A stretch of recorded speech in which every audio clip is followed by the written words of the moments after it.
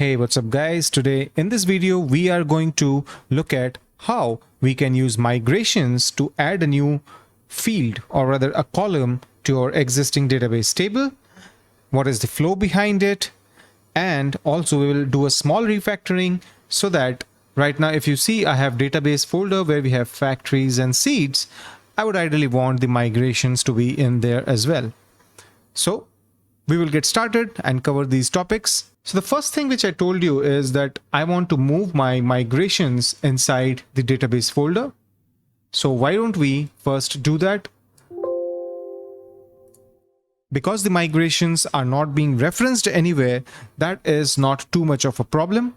But there are certain things which I need to change in order for the application to work properly.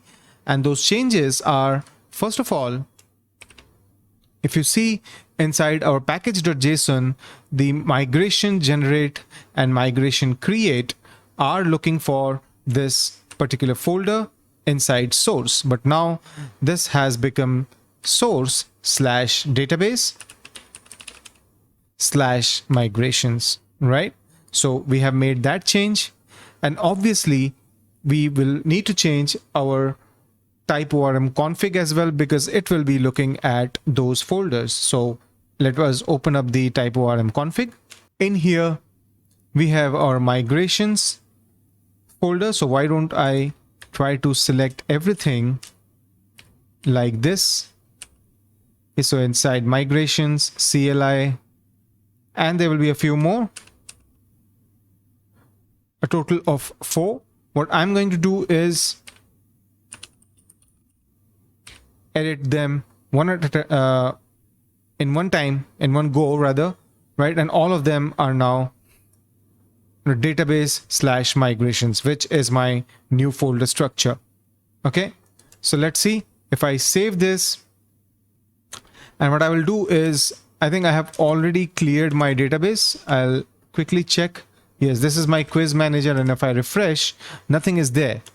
But we already have one migration inside our migrations folder, right? This is the entire thing, which means if I run this migration run like this, npm run and then migration run, this should recreate everything which I have.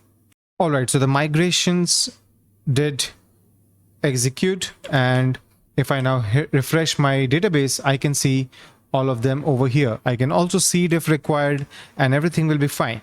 But right now we are not going into the seeds. That is not what we want. But what I have done so far is basically, if you understand, I have moved my files, the migrations, into this folder. I have changed my package.json and the config. Now the next thing, or the important piece which I want to cover in this video, is what if I want to add a new field to one of my entity. For example, let's go inside the modules, users, and the user entity. Inside this, let me close down the terminal for now. We have ID, name, email, password, created at and updated at, right? But I don't have a column called role. Let's just say we want to have the information which role this particular user is in. There are multiple ways of saving this information. One is a scenario where one user can have multiple roles. But for now, to keep things simple in my application, I am assuming that one user will have only one role. So with that assumption, let's just create one more column, which will be email, password, right? Maybe over here, we'll create a column called role.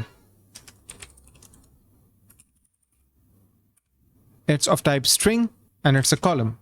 Now, although it's a column, although it's of type string, what I can foresee is that it will have very selective values. Right? So that is the perfect situation for us to create an enum table. So why don't we do that?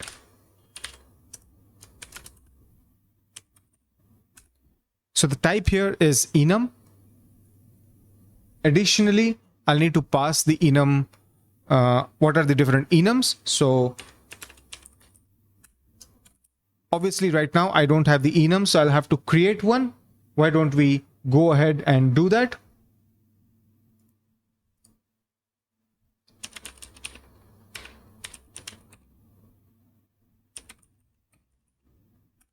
So I have a folder called enums, and inside that I have file called user.enum.ts. In here we can have multiple enums actually, something like this. And because I am expecting more than one enum to be exported from here, I will do something like this. Okay, and now I'll go back to my entity, and here I will import that user role. So we have a column of type enum. All the enums which we have specified are defined here, and let's assign a default value as well. So by default, any user who is registering to this application will be a member, which means I have the liberty, or I have the right to elevate a user from a normal member to an admin. Otherwise, everyone is a member, which is the safest way to do. And over here, this can become, I think, a user role. Let me see. Right, this I think works, right? So we have this new column called user roles. My synchronization I think was on, which can result in that column getting created. Is that so? No.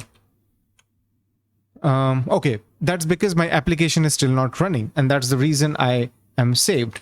But let's just say because I am working with migrations, right? So I don't need the synchronization anymore. So I'll keep them as false. This is my normal one, and this is the migration. So this is off, and now we have introduced a new column to our entity, which is called role.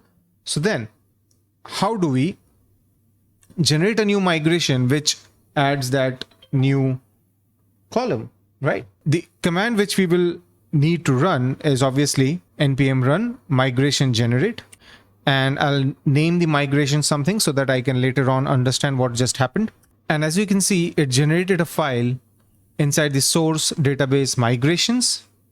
So let us go over there. Inside our migrations, we have one more file over here, and let's just see what got added over here. So we have an alter table query going around. The alter table adds role, which is of type enum, and these are the two values, not null, default, member. So exactly what we wanted is captured over here, right? Which means I did a generate, right? Now, if I do migration run, can you see it did some selects and everything? Then it started a transaction. It said alter table users add role, enum, not default, member, exactly the query which is over here. And then it inserted a value inside the migrations table. So now let's look at what just happened. Inside my users table,